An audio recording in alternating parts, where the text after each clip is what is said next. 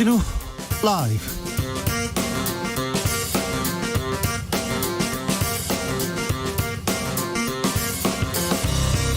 2020년 9월 29일 화요일입니다. 안녕하십니까, 주진우입니다. 코로나 시대 추석, 본격적인 귀성행렬이 시작됐습니다. 그런데 올해는 분위기가 사뭇 다릅니다. 기차역 한산합니다. 고속도로 상황도 원활하다고 합니다. 작년보다 한 30% 정도 줄어들 것이라고 하는데요. 우리는 지금 코로나 방역에서 가장 중요한 시기, 가장 중요한 추석을 맞이하고 있습니다. 추석 명절 슬기롭게 보내는 방법, 이재갑 교수에게 물어보겠습니다. 정상적인 휴가 승인이었다. 검찰이 추미애 장관 아들 의혹과 관련해서 결론 내렸습니다. 추 장관은 무분별한 정치 공세로 국민께 심려를 끼쳐서 송구하다. 검찰개혁에 매진하겠다, 이렇게 얘기했습니다. 그러자 국민의힘은 검찰 수사에 반발하면서 특검을 요구하고 있습니다. 관련 내용 초지일검에서 논해보겠습니다. 국회의원이 되고 나서 재산이 놀랄 만큼 많이 늘어난 의원이 있습니다. 국민의힘 조수진 의원 예금 채권 11억 확 늘었습니다. 11억 원이 확이요. 더불어민주당에서 제명된 김홍걸 의원은 아파트 분양권을 누락했습니다. 경실련이 이 두 의원을 검찰에 고발했는데 이 두 의원 말고 다른 사람들은 더 많다고 합니다. 조사한 내용 뭔지 훅 인터뷰에서 들어보겠습니다. 나비처럼 날아 벌처럼 쏜다. 여기는 주진우 라이브입니다.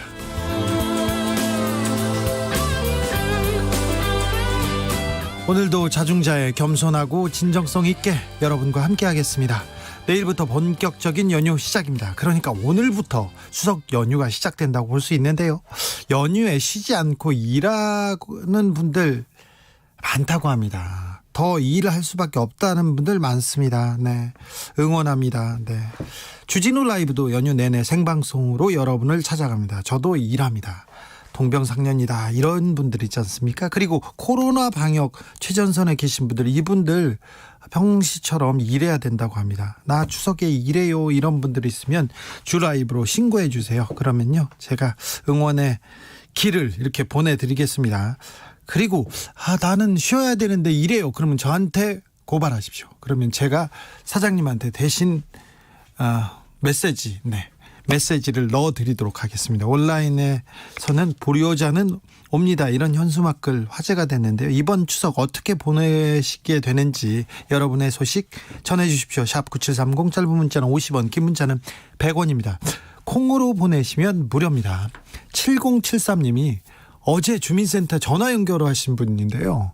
그분이 꿈에 MB 이명박 대통령이 나와서 복권사야 하나 했는데 어제 주디랑 전화 연결 행운이었어요. 감사합니다. 네, MB가 꿈에 나왔는데 왜 저하고 통화를 했을까요? 박용호님은 부산에서 큰딸과 사위가 올라온다고 하는데 손주 손녀 보고 싶어서 올라오라고 하긴 했는데 너무 보고 싶어서 말리지 못했어요, 이랬는데 아유, 잘하셨어요. 이럴 때 보셔야죠. 네, 그런데 사회적 거리두기 잘하고 손 잘 씻고 방역 잘 하십시오. 네, 복된 추석 되십시오. 8271님은 근데 제주도가 고향이신 분 왜 이리 많은가요? 멀리 볼 것도 없이 제 친구 시댁 친정 안 가고 남편이랑 제주도 간대요. 친구야, 너 언제부터 제주도가 고향이었니? 고향이 바뀐 거니? 그러게요, 이런 친구들 많습니다. 네, 아무튼 가실 땐 가더라도 제발 좀 남한테 이렇게 해를 끼치는 일은 말았으면 합니다. 마스크 잘 쓰고 손 잘 씻고, 그리고 막 크게 얘기하고 뭐 주변에 이렇게 거리두기 저버리는 분들 많은데 이분들 좀 각별히 유념해 주시고 신경 써 주십시오. 그럼 오늘 순서 시작하겠습니다.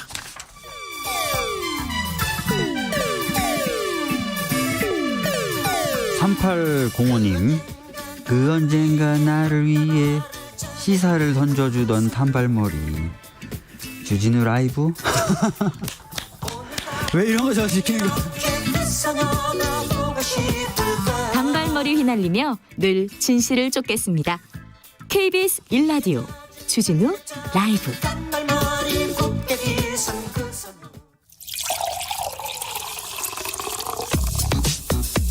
진짜 중요한 뉴스만 쭉 뽑아냈습니다. 주 라이브가 뽑은 오늘의 뉴스 주스. 정상근 기자 어서 오세요. 네, 안녕하십니까? 추석 연휴 계획이 있습니까? 네, 추석 연휴 뭐 집에 있다가 부모님 네. 집에 잠깐 들렸다가 네. 뭐 그럴 계획입니다. 주진우 라이브 계속 나오시나요? 네. 매일 이것 때문에 나오시나요? 멀리 갈 수가 없습니다. 아, 네. 네. 죄송합니다. 아유, 아닙니다. 네, 거리두기 해야죠. 네. 나오라면 나와야지 뭐. 그래야죠, 뭐. 아, 네, 저희는 정상근 기자와 함께 주 라이브 계속 지키겠습니다. 여러분들한테 따끈따끈한 소식 계속 전하겠습니다. 북한에 의해 사살된 공무원 이모 씨. 해경은 월북했다고 결론을 내렸네요. 네, 해양경찰청은 오늘 오전 언론 브리핑을 열고 지난 21일 실종된 후에 그 22일 이 북한군에게 피살된 공무원 이모 씨가 월북한 것으로 결론을 내렸습니다. 판단의 근거는 이 북한이 이모 씨만이 알 수 있는 이름, 나이, 고향 등 신상 정보를 소상히 파악을 하고 있었고 또 이모 씨가 월북 의사를 밝힌 정황도 확인했다라는 것입니다. 네. 참고로 이 부유물을 타고 갔다라고 알려져 있는데요. 이 부유물이 그 1m 길이로 엉덩이를 걸칠 수가 있고 또 상체를 누워서 그 발을 저을 수 있는 것이었다고 합니다. 네. 그리고 해경은 이모 씨가 실종됐을 당시 이 소연평도 인근 해상의 조류와 조석 등을 분석한 표류 예측 결과도 증거를 제시를 했는데요. 이 국립해양조사원 등 4개 기관의 분석에 따르면 이 당시 해류는 이 소연평도를 중심으로 반시계 방향으로 돌고 있었다라고 합니다. 때문에 표류를 했다면 남서쪽으로 떠내려 갔을 것으로 추정된다라고 하고요. 실제로 해경이 키 180에 몸무게 72kg인 이모 씨의 신체 조건과 유사한 물체를 소연평도에 그 해상에 투하하는 실험을 했는데 결과도 이 표류 예측 시스템과 거의 유사하게 나왔다라고 합니다. 왜 이분이 월북을 하게 됐을까요? 이런 선택을 하게 됐을까요? 네, 그 경위가 명확하게 밝혀지지 않았습니다. 일단 실종 전에 그 이모 씨가 탔던 어업지도선에는 이 CCTV의 동영상 731개가 저장이 돼 있었는데요. 하지만 이모 씨와 관련된 중요한 단서는 나오지 않았다라고 합니다. 나오지 않았어요? 네, 우리 CCTV는 항상 결정적인 장면은 왜 이렇게 지워지거나 없어지거나 그러죠? 네, 그러게요. 다만 이 마지막으로 목격됐을 당시 그러니까 뭐 당직을 서로 간다라고 동료들에게 말을 했을 때 이 구명조끼를 입지 않고 있었다라고 하고요. 네. 그리고 그 전에 이 휴대전화로 아들과 통화를 했는데 마지막 통화라고 하던가요? 아들하고 통화했어요? 네네, 마지막 통화라고 합니다. 이 공부 열심히 하라라고 말한 것으로 확인됐다고 합니다. 네. 채무도 있었다라는 브리핑도 있었는데요. 이 전체 채무는 3억 3천만 원 정도였고 이 중에 인터넷 도박으로 지게 된 채무가 2억 6,800만 원이라고 합니다. 하지만 이것만으로는 월북 정황이다라고 보기는 좀 어려운 상황입니다. 월북이 100% 맞다, 아니다 이렇게 얘기할 수는 없지만 지금 해경과 군에서는 월북한 것으로 보고 있습니다. 네. 유족들은 이 해경의 조사에 대해서 반발하고 있죠? 네, 이모 씨의 형이 오늘 오후 2시 서울 프레스센터에서 외신 기자단과의 기자회견을 했는데 외신 기자하고 기자회견을 했어요. 네네. 좀 이례적입니다. 그렇습니다. 이 기자회견에서 해경이 조사 결과를 믿을 수 없다라고 주장했습니다. 그러면서 동생이 실종돼서 30여 시간 해상을 표류할 동안 이 정부와 군 당국은 아무것도 하지 않았다라면서 이 동생의 죽음을 충분히 막을 수 있는 골든타임이 2번이나 존재를 했을 때 가만히 있다가 이 북측의 NLL 0.2마일 해상에서 체포돼서 죽음을 당해야 하는 이 억울함을 누구에게 호소해야 하느냐라고 주장했습니다. 또한 동생이 오랜 기간 선장을 했고 국가공무원으로 8년 동안 조국에 헌신하고 봉사했던 이 투철한 사명감을 가진 애국자라면서 이 김정은 위원장에게도 간절히 호소한다라며 이 동생을 돌려달라라고 말을 했습니다. 예. 가족들은 아무튼 해경의 조사를 믿지 않고 있습니다. 월북했을 가능성이 없다고 합니다. 아무튼 형이 외신 기자단과 갑자기 기자회견을 하다. 이거 좀 약간 이례적입니다. 그렇습니다. 국민의힘에서는요, 북한이 시신을 훼손했다, 이게 확실하다 이렇게 얘기합니다. 네, 이 국민의힘 주호영 원내대표가 오늘 YTN 라디오의 인터뷰에서 이 북한군이 우리 해양수산부 공무원을 살해한 사건과 관련해서 이 국방부가 감청을 통해 연유를 발라서 태우라고 했다라는 점을 확인했다라고 밝혔습니다. 북한 용어로 이 휘발유나 디젤처럼 그 무엇을 태우는 데 쓰는 연료를 연유라고 한다고 하는데요. 국방부가 그냥 판단한 것이 아니라 정확하게 들었다 이렇게 주호영 원내대표가 말을 했고요. 그러면서 국방부가 이렇게 확인해서 보고를 했는데 이 더불어민주당은 북한에서 그렇지 않다라고 얘기를 하니까 그 말을 믿자고 하는 것이다 이렇게 비판을 했습니다. 잠시만요. 연유를, 그러니까 기름을 몸에 바르고 이렇게 얘기했다는 건가요? 네, 몸에 발라서라는 표현을 썼는데요. 네. 여당에서도 군이 비슷한 보고를 했다고 밝혔습니다. 다만 이 주호영 원내대표의 말처럼 연유 얘기를 하긴 했는데 이 몸에 바르고라는 표현은 사용하지 않았다라고 전했습니다. 네. 이 국민의힘 한기호 이 북한의 우리 국민 살해 만행 진상조사 태스크포스 팀장이 있는데 군 출신입니다. 네, 한기호 의원도 연유를 몸에 바르려면 이 사람이 가서 발라야 하는데 이 표류자와 북한 함정들은 간격을 유지했다라면서 이 주호영 원내대표의 발언도 부정확할 수 있다라고 설명했습니다. 코로나 그 감염을 굉장히 우려했다고 얘기했고 멀리서 이렇게 와서 얘기했다고 하니까 가서 뭐 몸에 이렇게 손으로 발라주고 그러진 않았겠죠. 네네. 표현이 약간 부정확할 수 있다는 한기호 의원의 얘기가 있었습니다. 코로나 확진자 살펴볼까요? 네, 오늘 0시 기준 신규 코로나19 확진자 38명입니다. 38명이요. 네, 49일 만에 30명대 확진자가 나왔습니다. 네. 지역 발생자 23명이었는데요. 이 서울이 11명, 경기도가 6명, 부산 3명, 경북 2명, 충북 1명이었습니다. 사지역 확진자는 없었습니다. 38명입니다. 그런데 이렇게 줄어든 상황에서 추석을 맞아서 반갑기는 하는데 걱정이 큽니다. 네, 뭐 그럼에도 불구하고 좀 경로를 알 수 없는 확진자들이 여전히 적지 않은 상황이기 때문에 아직 뭐 우려가 되는 상황이긴 하고요. 예. 그리고 오늘 군에서 또 확진자가 나왔습니다. 이 방위사업처 소속의 군인이고 또 간부인데요. 이 간부가 지난 24일 방위사업청 주무관 확진에 따라서 접촉자로 분류가 돼서 검사를 받은 뒤 음성 판정을 받았는데 격리 과정에서 양성을 받았습니다. 박원순 서울시장의 비서들이 성추행 의혹과 관련해서 인권위 조사에 응할 수 없다. 그런 입장을 냈어요? 네, 고 박원순 전 서울시장의 비서실장이었던 김주명, 오성규 전 실장이 이 최영애 인권위원장이 박원순 전 시장의 성추행 의혹을 기정사실화했다라면서 공개 사과를 요구했습니다. 왜 그렇죠? 최영애 위원장이 지난 24일 한국일보하고 인터뷰를 했는데 이 인터뷰가 이들이 봤을 때는 그 편견과 예단을 갖고 인권위 조사가 진행되고 있다는 점의 증거다라고 주장을 했습니다. 경찰 조사가 진행 중이고 실체적 진실이 드러나지 않았는데도 박원순 시장의 강제추행을 기정사실화했다라는 주장이었는데요. 예. 그러면서 본인들은 그동안 이 박원순 전 시장 강제추행 의혹 사건과 관련해서 국가인권위의 조사에 성실히 응했는데 하지만 이 참고인이나 피의자들이 한결같이 피해자의 성적 호소를 들은 바 없다 이렇게 진술하고 있음에도 피해자에게 네가 이해하라는 식으로 묵살했다 이렇게 인권위가 단정짓고 있다라고 주장을 했습니다.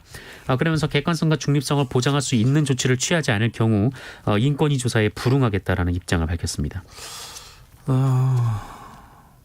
박 시장의 비서실장이었던 분들이 계속해서 이 얘기는 처음부터 했던 얘기인데 피해자로부터 뭐 피해 호소를 받은 적이 없다, 들은 적이 없다고 얘기하고 그때 있었던 문자 메시지도 계속 공개하고 있거든요. 네. 그래서 이분들은 아무튼 처음부터 억울하다는 입장이었습니다. 방금 들어온 속보 하나 전해드리겠습니다. 개천절 집회금지에 불복한 8.15 비대위의 집행정지 신청 법원이 기각했다고 합니다. 그러니까 대면 집회 불허한 겁니다. 개천절 집회 불허했습니다. 일명 드라이브스루 집회 허용 여부도 곧 결정될 것 같습니다. 소식 들어오는 대로 알려드리겠습니다. 네. 검찰이 정정순 더불어민주당 의원에 대한 체포영장 청구했어요. 네, 이 청주지검이 어제 그 더불어민주당 정정순 의원에 대한 체포영장을 법원에 청구를 했습니다. 어떤 혐의죠? 공직선거법, 정치자금법, 개인정보보호법 위반 혐의인데요. 뭘 어떻게 했다는 거예요? 지난 4.15 총선 과정에서 회계 부정이 있었다라고 검찰은 주장을 하고 있고요. 예. 또 청주시 의원에게 불법 정치자금을 수수했다. 그리고 이 부정 취득한 자원봉사센터 회원 정보를 선거에 이용했다. 이렇게 검찰은 주장하고 있습니다. 예. 하지만 지금까지 캠프 관계자, 시의원 등 주변인 수사만 진행됐을 뿐 정작 이 정정순 의원에 대한 소환 조사가 한 차례도 이루어지지 않았는데요. 네.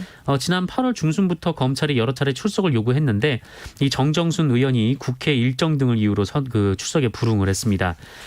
검찰은 이 선거사범 공소시효가 다음 달 15일로 끝나기 때문에 이를 고려해서 체포영장을 청구했다라고 설명을 했는데 하지만 이 국회법상 국회의원은 현행범이 아닌 한 이 회기 중에 체포 구금할 수 없는 불체포 특권이 있고요.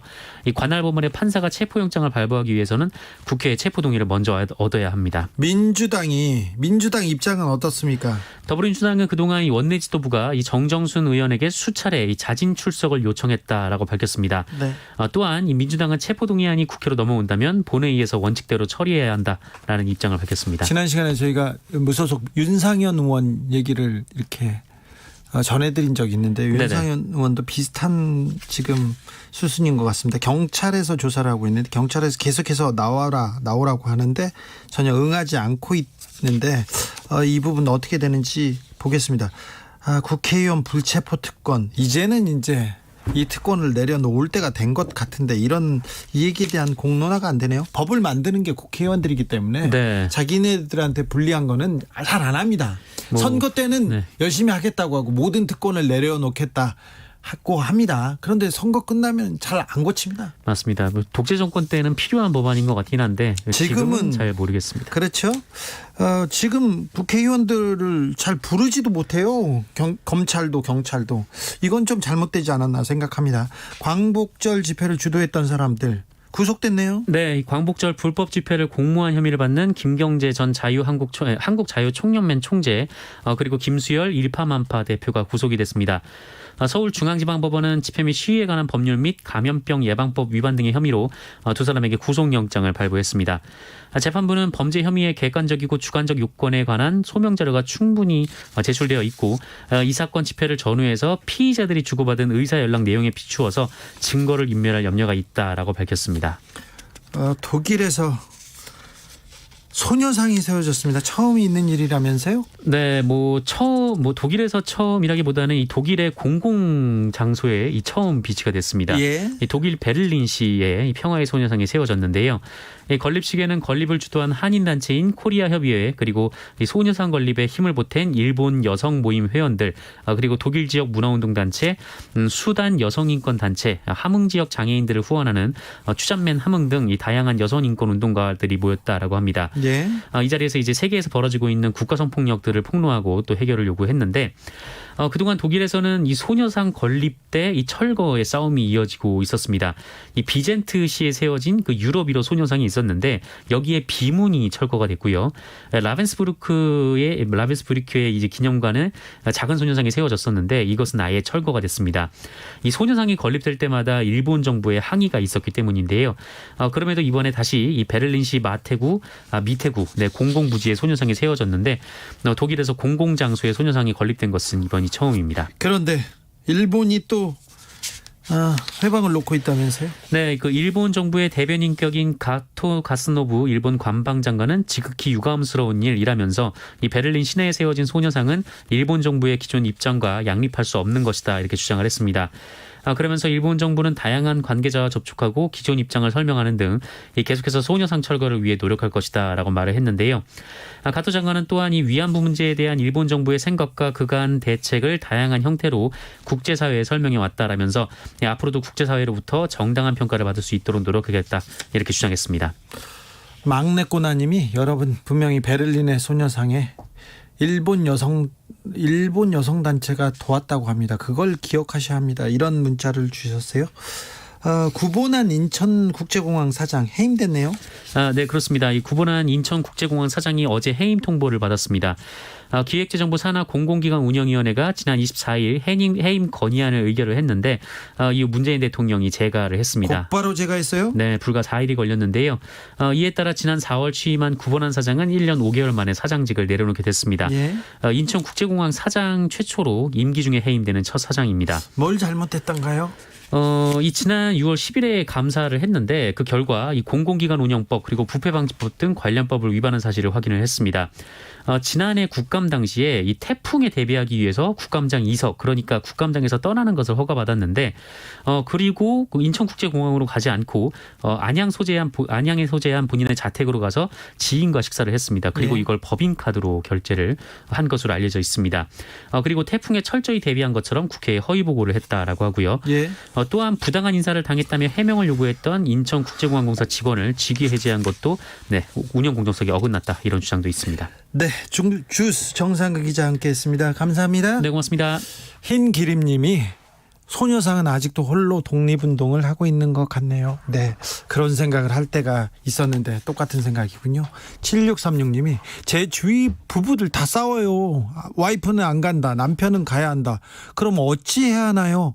남편만 보내세요. 그렇게 명절 때까지 그렇게 붙어 있어야 될 이유가 별로 없는 것 같은데 남편만 보내시는 것도 방법인 것 같은데 이번 명절부터 그렇게 해보세요. 안 가시고 싶은데 굳이 가서 싸우는 것보다 나은 것 같은데 제 생각입니다. 이건 완전 추천해드리는 건 아닙니다만 그것도 방법이 될 수 있다고 생각합니다. 3698님 연휴 내내 일합니다. 간호사의 힘든 삶 위로 좀 해주세요. 네. 간호사님들이 얼마나 코로나 시대에 우리한테 주는 게 많은지 우리의 영웅인지 생각합니다. 힘내세요. 그래도 명절 때는 조금 쉬게 해드려야 되는데 안타깝네요. 확진자 수가 좀 줄었는데 못 쉰다니까 좀 죄송한 마음이 듭니다. 1693님 대중교통기사 휴일 없이 4일 근무합니다. 주진모 씨와 함께 추석 보내야죠. 저하고 보내는 건 좋은데 주진우예요. 그 아직도 주진모라고 하고 조진우 씨, 조진호 씨 이렇게 얘기하는데 아유 주진우입니다. 네. 이름이 좀 어렵습니다. 제 이름이 죄송하네요. 네. 0675님 코로나로 회사가 어려워져서 월급 줄었어요. 가장으로서 연휴 때 쉬는 게 죄책감이 들어 물류센터로 알바로 갑니다. 대한민국 모든 가장님들 힘내세요. 네. 대한민국 가장들 엄청 힘들게 일하고 있습니다. 그러니까 그거 좀 알아주세요. 집에 가면 항상 강아지한테 밀려가지고 항상 이렇게 순위가 꼴찌예요, 꼴찌. 대한민국 가장님들 힘내세요. 그래도 우리 열심히 일하자고요. 애들 위해서도 또 가족을 위해서. 박건도님 하지 말라는 집회 강행한 데서 부산에서 추석 모시고 집회 관리하러 서울 갑니다. 아이고 이거 뭐지? 개천절 집회 막으려고 그것 때문에 지방에서 올라오는 경찰관들, 의경들 이런 분들인 것 같은데요. 네, 아이고 좀 힘내세요. 죄송합니다. 제가 죄송하네요. 4292님 부산에 근무하는 경찰관입니다. 추석 연휴에 비상근무라서 올해도 못 쉬고 계속 근무 중입니다. 항상 명절 비상근무라서 친인척은 찾지 않습니다. 마음은 편합니다. 얘기했는데 우리 경찰 아저씨들이 우리 경찰관들 명절 때 못 쉬죠. 이럴 때 특별 관리한다면서 특별 방역한다면서 계속해서 이렇게 나오는데 우리 공무원들 굉장히 많은 곳에서 고생하신다는 거 압니다. 항상 감사합니다. 대신해서 감사의 말 전합니다. 7798님 제주 택배기사입니다. 제주는 배로 물건이 오기 때문에 오늘 온 걸 다음 날에 배달합니다. 고로 내일도 배달해야 되네요. 다른 택배는 미리 마감해서 오늘부터 배달 안 하는데 이놈의 CJ 대한통운 택배는 홈쇼핑 물건이 많아서 끝까지 물건을 보냅니다. 뭐라 좀 해주세요. CJ 대한통운 택배가 지금 제일 우리나라에서 큰 회사인 것 같은데 큰 회사인 만큼 이 명절 때 좀 직원들 그리고 같이 일하는 분들 쉬게 좀 해줬으면 좋겠어요. 그런 거는 좀 큰 회사가 시스템을 만들어야지 않나 생각합니다. CJ 대한통운 CJ 이재현 회장님 당부드립니다. 전준병님 추석에도 없으면 안 되는 전기 정전됐을 때 관련해서 위험 민원이 있으면 24시간 교대 근무로 항상 출동합니다. 네. 전기 정전 그러니까 우리 전기 공사하시는 분인 것 같아요. 이번에도 명절 당일 근무하는데 제때 내려가서 가족들 못 봐서 아쉬워요. 그렇지만 사명감 갖고 일합니다. 그럼요. 선생님 같은 분들이 있어서 우리가 명절을 편히 잘 지낼 수 있습니다. 감사하게 생각합니다. 7785님 늘 방송 잘 듣고 있습니다. 제 방송이요? 아이고 감사합니다. 전세버스 운전하는데 귀성객 수송도 없고 해서 연휴 내내 쉽니다. 그래도 추석은 우리의 또 다른 희망이라고 생각됩니다. 즐거운 추석 명절 되십시오. 아이고 일해야 되는데 이번에는 못 쉬는군요. 명절 때 이제 내려가는 분들 태우고 가야 되는데 귀성객 수송이 없어서 이번에 쉰다는데 네. 이번에 그냥 쉬세요. 다음번에 훨씬 더 많이 일할 거예요. 그러니까 이번 추석 명절은 푹 쉬고 일단 쉬고 더 열심히 뛰도록 이렇게 생각하자고요. 네, 좋은 추석 되십시오.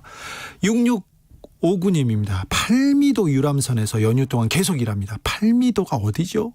아무튼 명절 때 이렇게 유람선 그리고 또 여객선 이렇게 운행하는데 그분들도 고생하시는구나.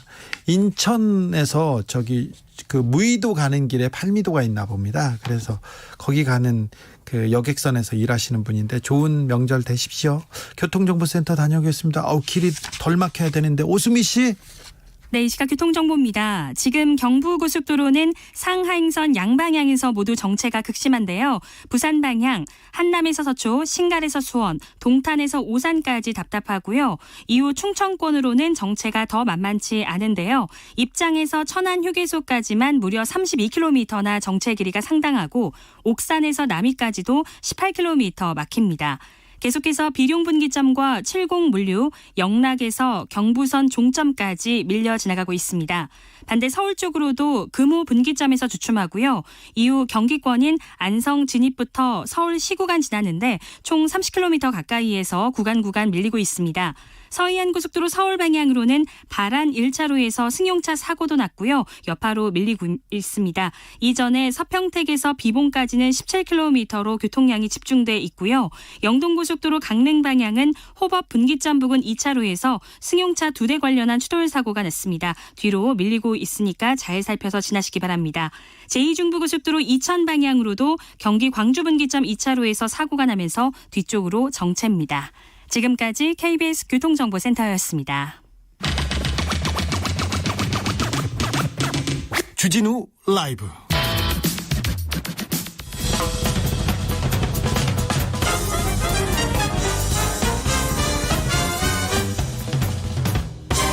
훅 인터뷰. 모두를 위한, 모두를 향한, 모두의 궁금증 훅 인터뷰. 국회의원 당선되고 나서 재산이 수백억 늘었다.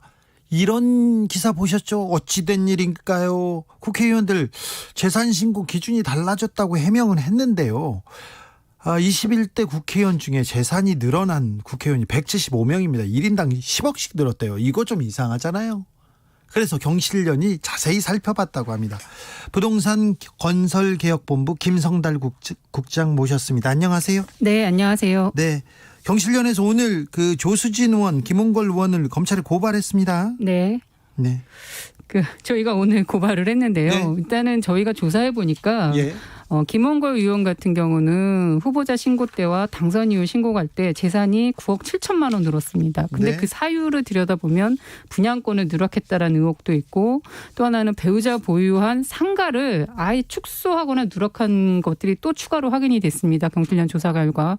거기다가 예금이 증가한 부분 이런 부분에 대해서는 의원실 소명이 충분하지 않다고 판단하고 누락했다라는 의혹이 분명해서 저희가 검찰 고발을 했고요. 조소진 의원도 마찬가지입니다. 예금이 6억이 늘었고 예. 또 채권 4인간 채권 5억이 늘었다고 하시지만 정작 그것이 왜 늘어난지에 대해서 소명을 하고 계시지 않습니다. 그래서 이 부분도 누락 의혹으로 저희가 검찰 고발을 했습니다. 검찰 고발했고 이분 말고도 평균 10억씩 늘었다는 이런 발표도 있었어요. 네.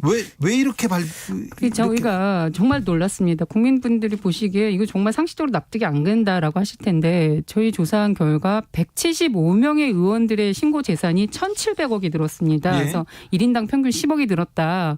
근데 늘어난 사유를 보니까 이제 여러 가지가 있습니다. 일단은 하나는 의원들이 보유하고 있는 주식 중에 비상장 주식이 있었습니다. 예. 이 비상장 주식의 가액 산정 방법이 바뀌었다.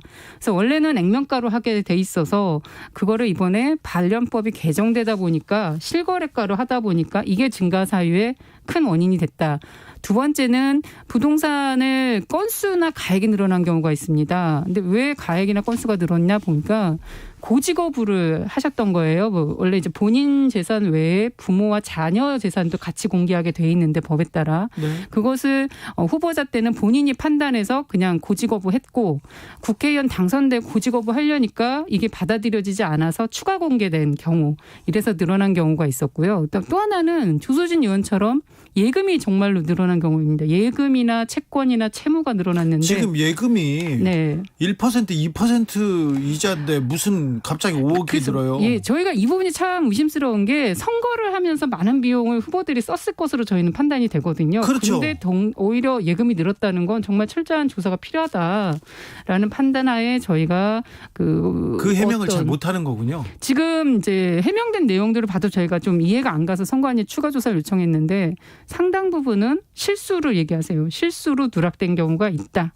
이건 좀 국민들이 1, 2억을 실수로 어디서 빼먹을 정도라는 것을 납득하기는 어렵죠.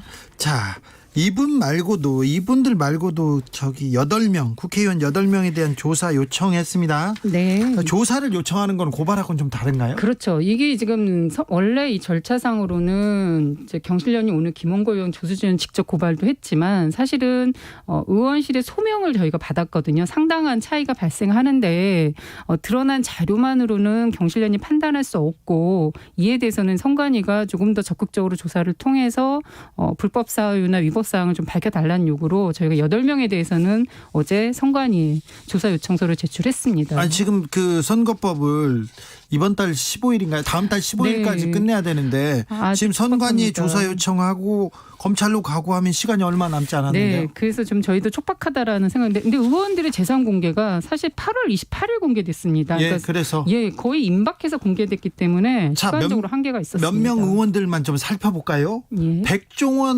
백종헌입니다. 네. 국민의힘 의원은 건물이 36채인데 7채. 그러니까 36건을 7건으로 신고했어요. 이건 뭐죠? 그러니까 지금 가장 큰 그 증가 사유의 이유는 오피스텔을 가지고 있다. 후보자 때 신고한 게 한 건을 가지고 있다고 신고하셨거든요. 근데 후보자 때 한 건이었던 오피스텔이 부산 오피스텔이 당선 이후에 27채였던 게 드러난 거죠. 그렇죠. 그러니까 이건 말이 안 되잖아요. 네, 그거는 주택을 개별 호별로 등기했기 때문에 신고를 하셨어야 되는데 그렇게 통으로 무더기로 신고를 하신 거죠, 후보자 아니, 때. 그런데 말이 안 되는 게 오피스텔 한 채 갖고 있다, 몇 채 갖고 있다고 하지 한 동 그쵸. 가지고 있다 이렇게 네, 얘기하는 사람 없잖아요. 맞습니다. 국민들로서는 납득할 수 없고 이 부분에 대해서 소명을 요청했는데 소명된 내용을 또 들여다보니 선관위 안내를 따랐다고 일단 의원실에선 소명을 하셨습니다.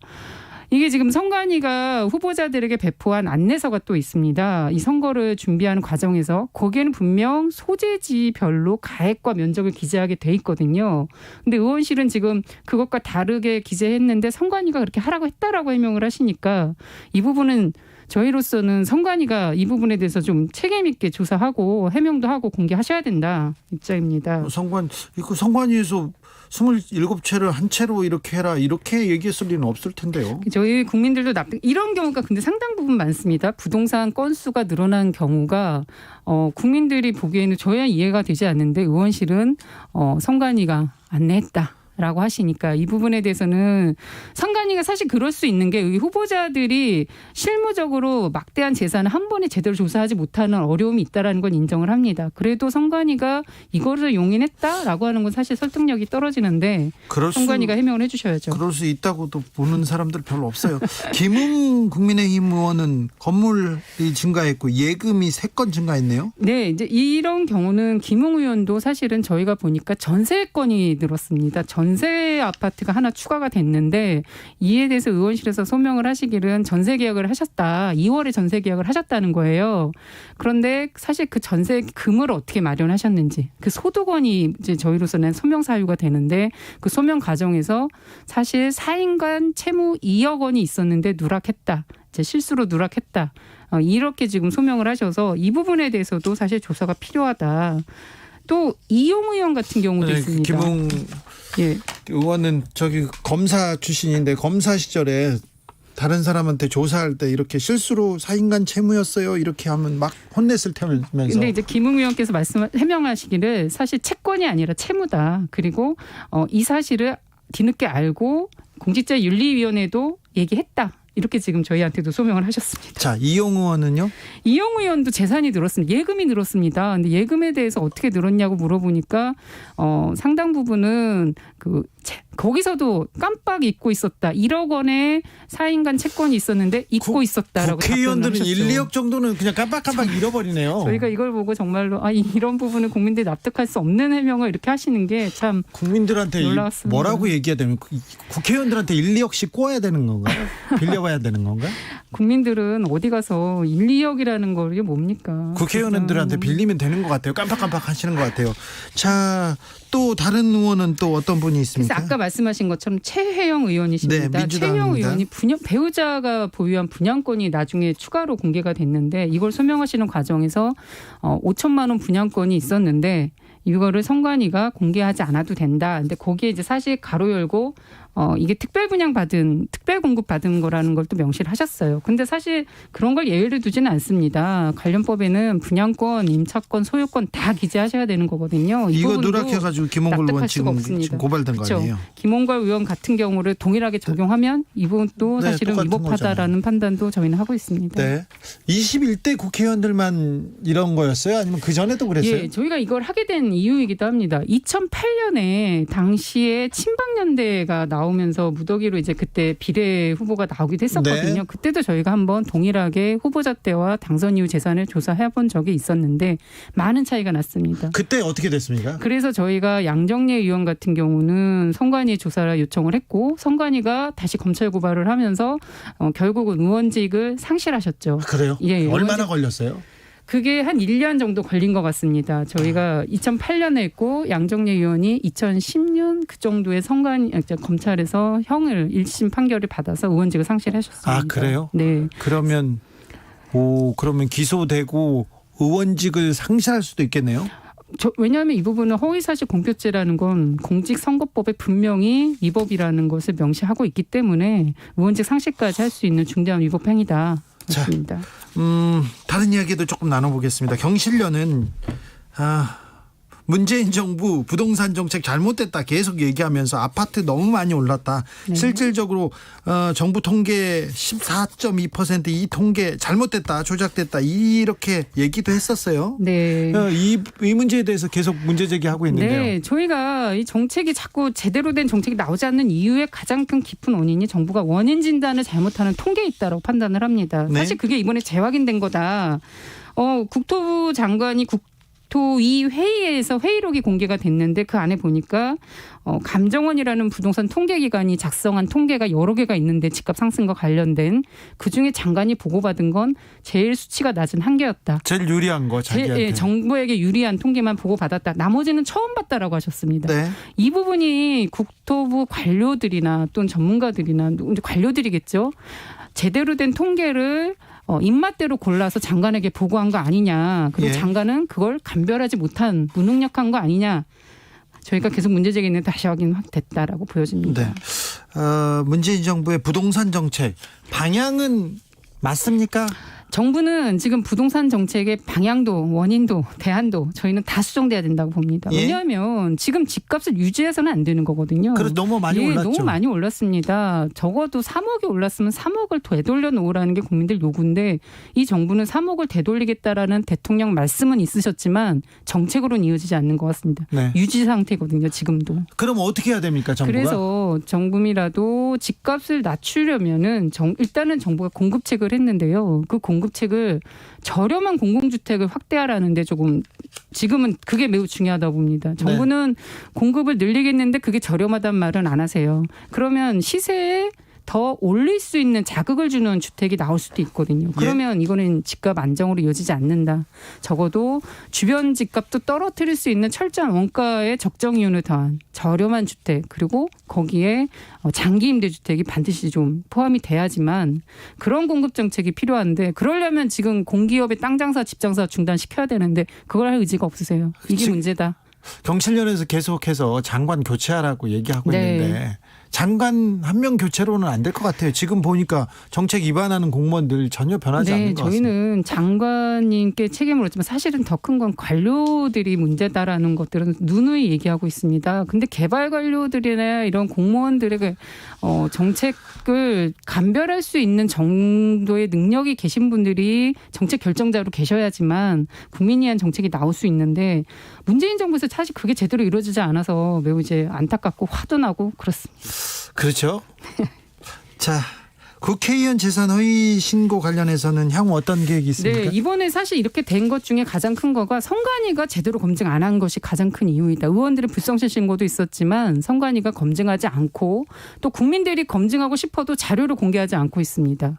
그리고 또 하나는 재산 신고를 할 때 시세대로 하면 되거든요. 근데 사실은 비상장 주식도 지금까지는 액면가로 신고하게 놔뒀다는 거예요. 지금 국회의원들이 10억 재산 가지고 있다고 하지 않습니까? 그런데 그거 실질적으로 바깥에서 그거 네. 공시지가지 않습니까? 그렇죠. 실거래가 아니고 네. 그리고 비상장 주식 따져보지 않습니까? 그럼 20억 30억 되는 사람들이 많아요. 그렇죠. 이번에 박덕흠 의원 논란도 됐지만 네. 비상장 주식이 엄청난 문제가 있는 것으로 다시 확인이 된 거고. 박덕흠 의원은 고발 안 하셨어요? 박덕흠 의원은 이제 저희 안에서도 고발을 염두에 두고 자료 조사나 이런 걸 지금 하고 있는 지금 중입니다. 하고 있습니까? 네. 네.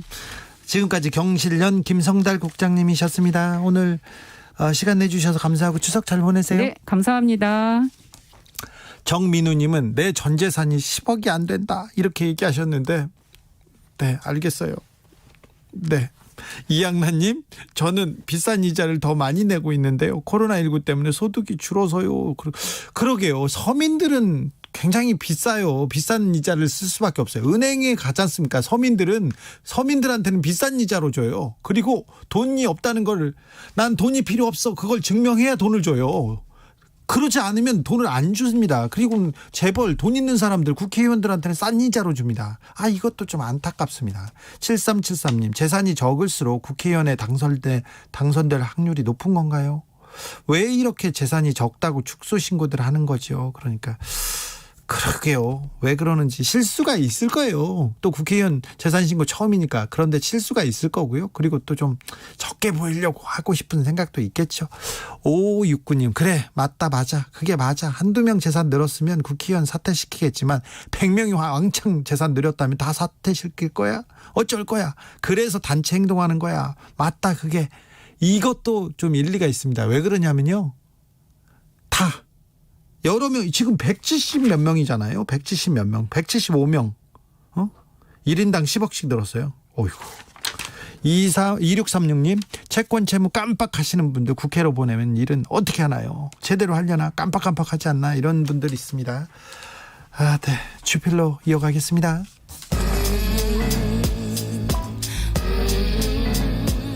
나비처럼 날아 벌처럼 쏜다.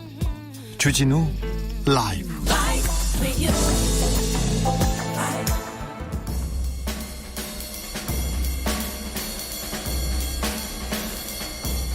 느낌 가는 대로 그냥 고른 뉴스, 여의도 주필.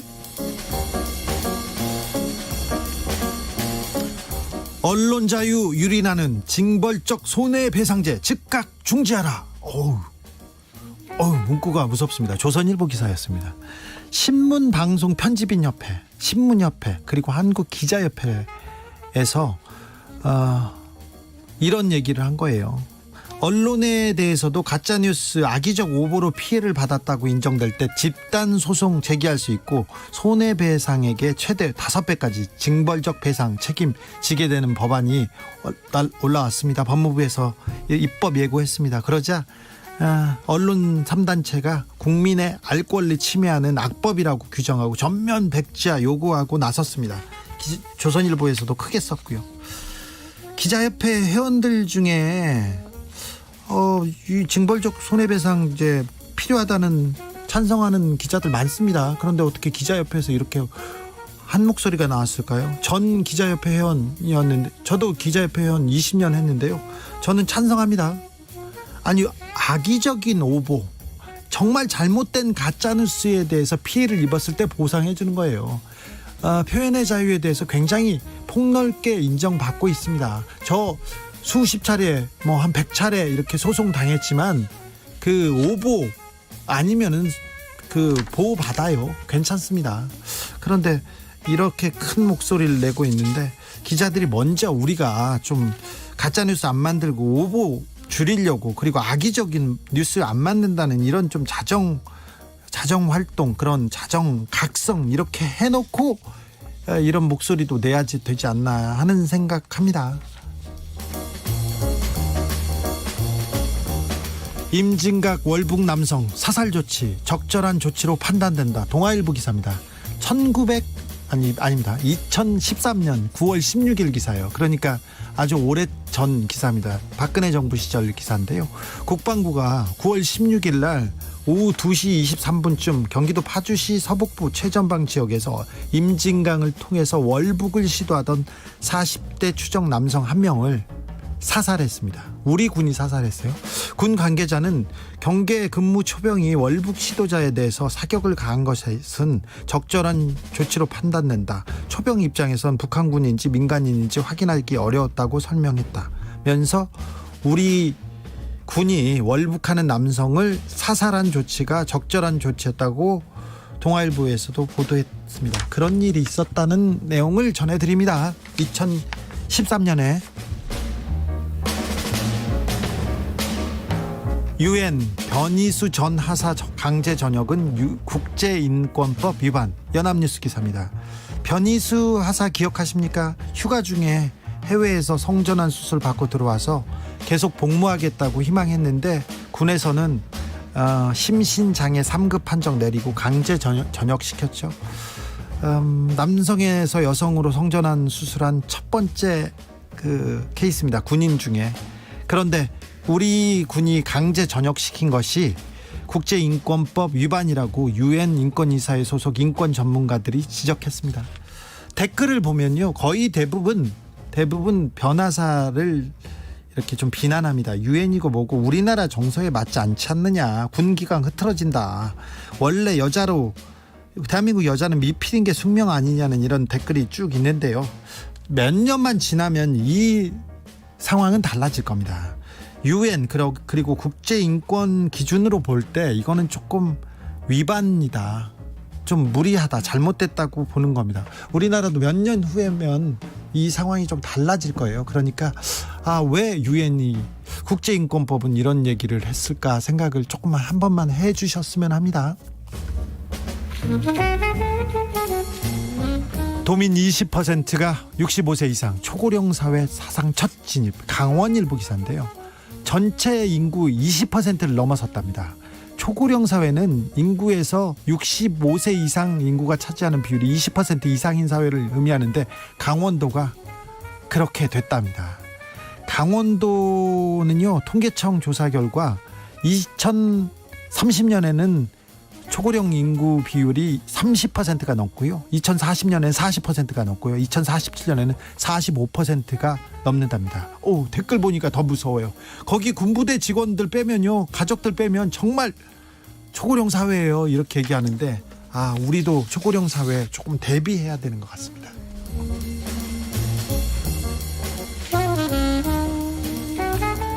서울시 구급 공무원의 최고령 58세 합격. 서울시 공개 채용이 있었는데요. 최고령 합격자는 1962년.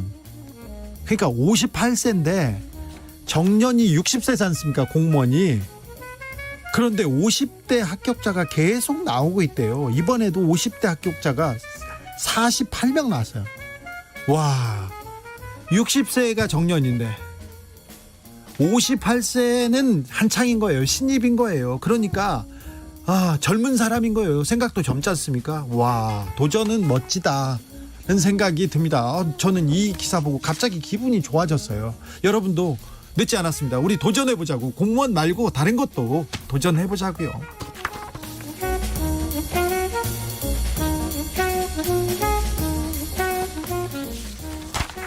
열받은 직장인 귀여운 동물 사진 30분 봤더니 놀라운 변화. 머니투데이 기사입니다. 영국 리즈 대학교에서 이렇게 연구했는데요. 귀여운 동물을 보면 사람의 혈압이 내려가고 불안감도 줄어든다는 결과가 나왔습니다. 막연한 생각이었는데 동물 보면 너무 기분 좋잖아요. 그래서 그렇게 봤는데 참가자들한테 어떤 실험을 했냐면 귀여운 동물 사진하고 짧은 영상을 섞어서 이렇게 슬라이드를 보여줬는데 효과가 있었답니다. 효과가 참가자들이 불안감 덜 느꼈답니다. 참고로 동물 사진보다 동물 영상을 더 좋아했답니다. 그러니까 우리가 아이들이라고 하지 않습니까? 귀여운 동물들하고 이렇게 같이 지내는 거 굉장히 보탬이 되는 것 같아요. 그냥 그렇다고요.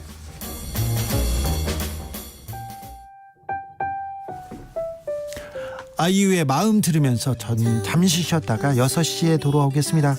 추석 연휴가 본격적으로 시작됐는데 여러분 어디쯤 계신가요? 저 옛날에 서울에서 출발해가지고 톨게이트 가는데 3시간 반 걸린 적도 있었어요. 옛날에.